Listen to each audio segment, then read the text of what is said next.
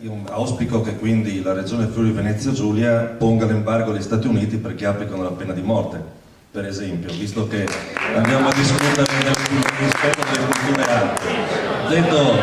Detto questo, scusate, non facciamo una grande prova di tolleranza neanche fra di noi, se non posso dire come la penso senza essere. Dopodiché io non ho problemi che vi diano per dire anche a voi, poter dire anche a voi quello che pensate. Sono stato a dire la verità. Per cortesia. Direttore, posso una cosa? Io credo... ringrazio di cuore Cristian perché è venuto qui stasera a vedere questo film e credo che questo sia un grande gesto comunque all'interno di un dibattito democratico. Detto questo, le nostre donne, e ringrazio anch'io per l'invito, ma detto questo, non le nostre donne, che mancherebbe anche, ma io credo le donne non hanno smesso nel 68 di lavorare. Io ricordo alla collega Guerra, che sicuramente è più informata di me di queste cose, che nel 95 c'è stata una conferenza internazionale a Pechino, poco tempo fa c'è stata un'altra conferenza delle donne nei paesi africani, e c'è un lavoro ma veramente intenso e forte che si sta facendo nel mondo da parte delle donne perché si superi.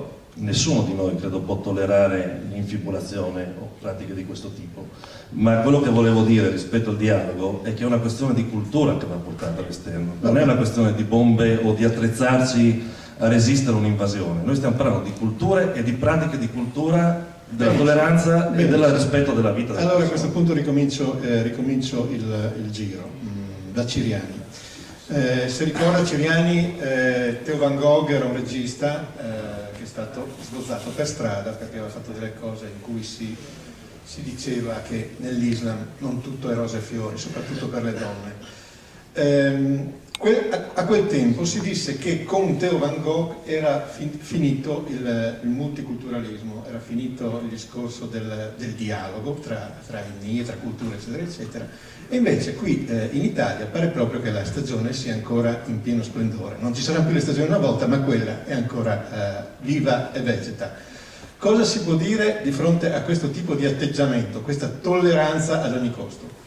È un esempio che calza perfettamente, secondo me, con l'omicidio di Theo Van Gogh, ma anche con il fatto che moltissimi intellettuali in tutta Europa devono girare con la scorta, ma ancora dai tempi dell'autore di versi satanici, Salman Rushdie, quindi la cosa purtroppo si trascina da molti anni. E credo che sia la prova provata del fatto che la civiltà multietnica, multiculturale, che comunque sotto gli occhi di tutti è un fatto, non è quel giardino delle delizie che molti ci hanno descritto o che molti hanno immaginato fosse.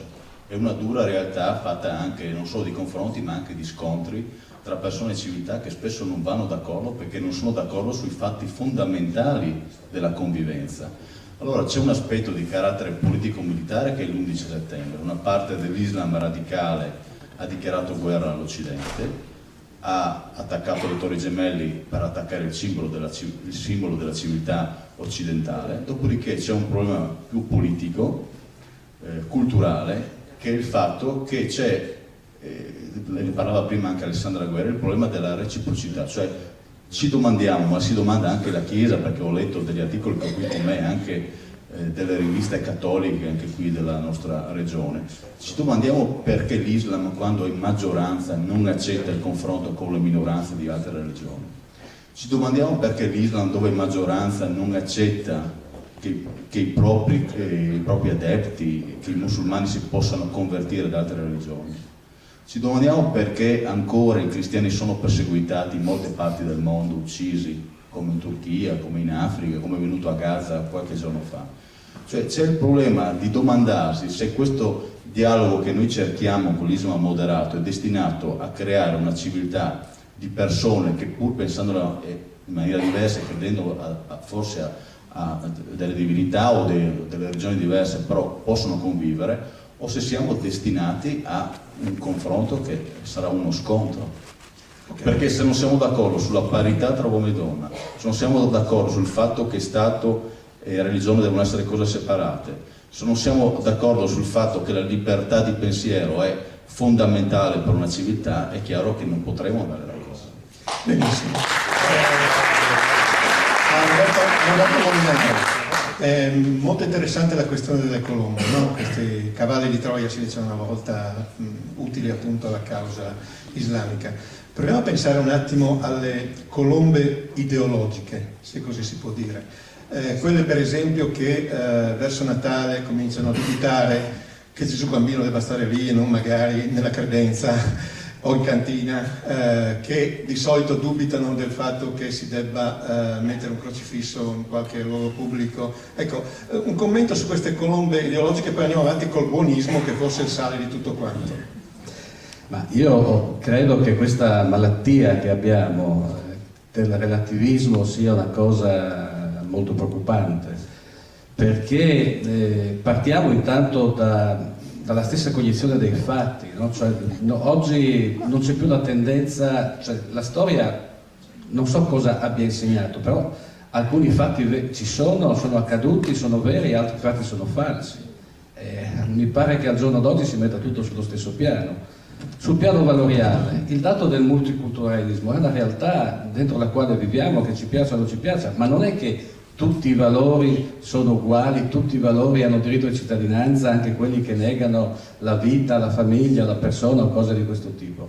E allora io credo che alla fine il problema verso il quale noi dobbiamo incamminarci, ognuno facendo la nostra parte, è quello di pretendere che ci sia, uso un termine forse improprio in questo momento, mai per farmi capire, cioè il senso delle istituzioni, il senso delle regole. Cioè noi siamo una comunità che ha alcune regole, chi viene qui queste regole le deve rispettare.